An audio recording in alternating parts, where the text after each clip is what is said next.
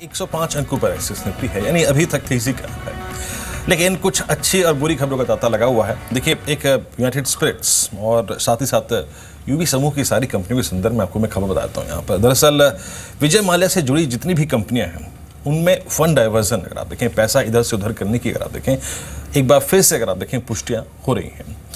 2010 से लेकर 14 के दौरान लगभग 900 करोड़ रुपए का फंड डाइवर्जन, 2010 से 14 के दौरान लगभग 300 करोड़ रुपए के इन प्रॉपर डील्स अगर आप देखें हुई हैं।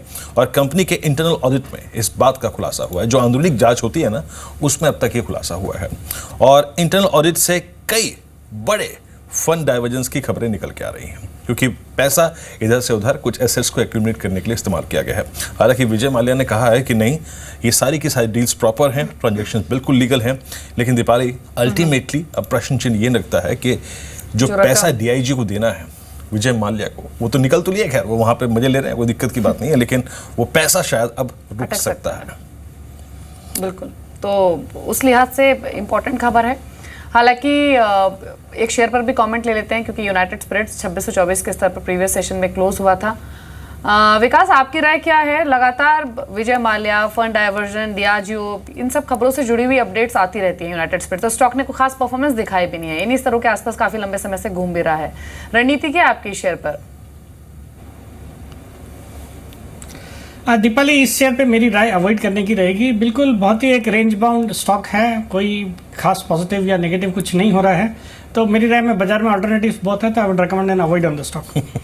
अल्टरनेटिव्स बहुत सारे हैं, और जहां पर आपको डाउट हो वहां से आप आउट रहिए, वही ज़्यादा अच्छा है। United Spirits complete avoid trajectory में, एक ज़माने में क्या स्टॉक हुआ करता था दीपाली, ये ट्रेडर्स का फेवरेट, जब जब डिप आता था खरीदते थे, पैसा बनता भी था, लेकिन अब 26-24 पे, I mean most talked about, लेकिन अवॉइड सबसे ज़्यादा रिकमेंडेशंस यहीं पे निकल के आती हैं। लेकिन अभिजीत, मैं एक चीज़ और जोड़ना चाहूँगा अपने आई थिंक ट्रेडिंग पोर्टफोलियो में या फिर इन्वेस्टमेंट पोर्टफोलियो में, मनपसंद बेवरेजेस, ये स्टॉक बीते हफ्ते अपने ट्रेडिंग करियर का अब तक का सबसे सर्वोच्च स्तर छू के गया मेरे ख्याल से। जी हाँ, और आईपीओ के बाद से ही कॉन्फिडेंस स्टॉक में कितना है, और आई थिंक ये स्टॉक्स टू वॉच की लिस्ट में भी शामिल था यहाँ पर। और एक खबर थी, आई थिंक मैं इसको दिखाता हूँ, मनपसंद बेवरेजेस की खबर थी।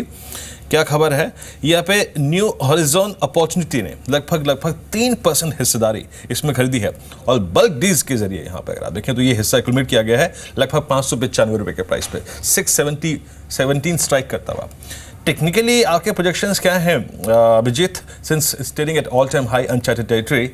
अभी क्या प्रोजेक्शंस लेके चलने चाहिए यहाँ पे, अगर मैं अपने पोर्टफोलियो में होल्ड कर रहा हूँ इसको तो? Well, Viren, current market scenario में ऐसे stocks, ऐसे charts are very good picks and one should continue to hold. Higher highs, higher lows, strong uptrend, daily charts में, weekly charts में, monthly charts though not much data in it, but still suggest करता है कि जो uptrend है ये काफ़ी intact है. Last week का जो last Friday का move था, it was on the back of very high volumes. And from a trading point of view, last week का जो low है, Friday's low, sorry, 577, that will act as a pretty good support for the stock. But इसका जो price structure है, इसको देख के लगता है that this is not more of a trading stock, इसको तो portfolio में रखना चाहिए.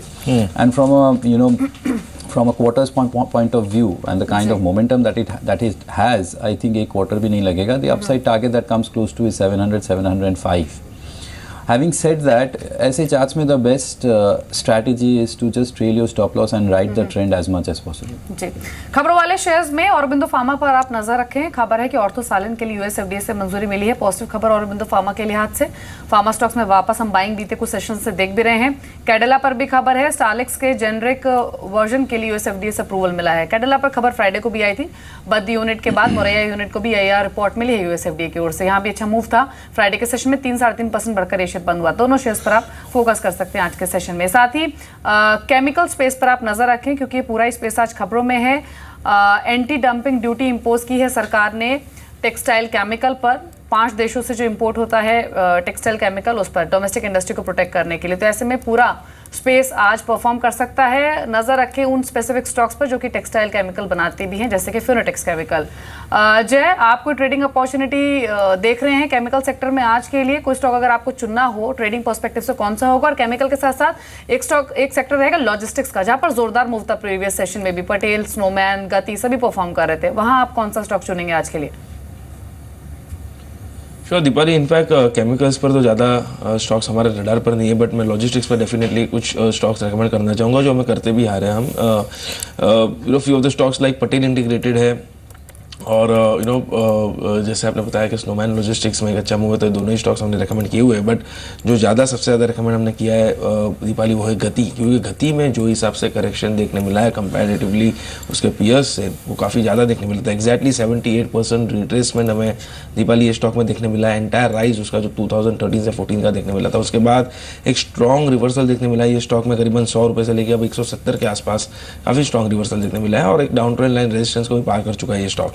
आई बिलीव यहाँ पे एक लॉन्ग पोजीशंस बनाई जा सकती है, और यहाँ पे एक बाय करके चल सकते हैं traders. On the lower side 165 का बहुत ही एक अहम सपोर्ट है, जब तक वो 165 के नीचे नहीं आता है, I think strong up trend continue रहेगा शॉर्ट टर्म में भी।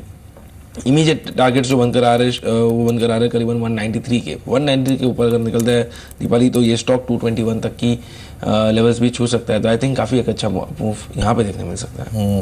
लॉजिस्टिक्स आई थिंक जैसे दीपाली ने कहा थीम रही थी, और आई थिंक मैं तो खैर पूरा लॉजिस्टिक्स नहीं देख पाया, फ्रेंकली स्पीकिंग मैं एक ही चार्ट को देख पाया, और गति 175 पे इसकी क्लोजिंग ये अब तक क्लोज नहीं ले पा रहा था 176.40 का हाई लगाने के बाद। आपके भी टॉपिक्स क्या रहेंगे इस स्पेस में?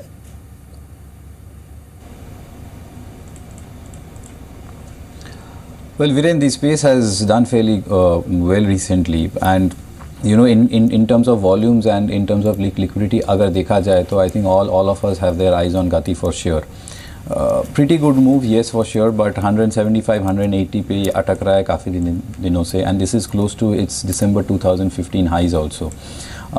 The best thing ये जो recent move मिला था गति में was the fact कि जो cash market volumes थे those have improved significantly. That is always a very very good sign. तो मुझे लगता है कि 175-180 के आसपास ये जो resistance है, it is going to respect that resistance for some more time. But इनके मीडियम टर्म चार्ट्स बहुत हद तक सुधर चुके हैं, and I think once the breakout comes about 180 there are further upsides to कम।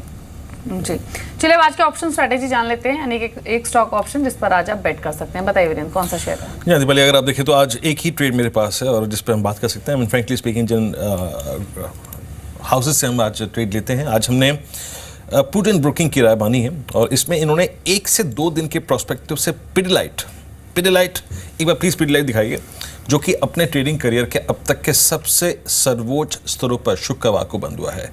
दरअसल क्या हुआ था कि इसने जून में एक अटैम्प्ट लिया था 725 पार करने का, फेलियर हुआ।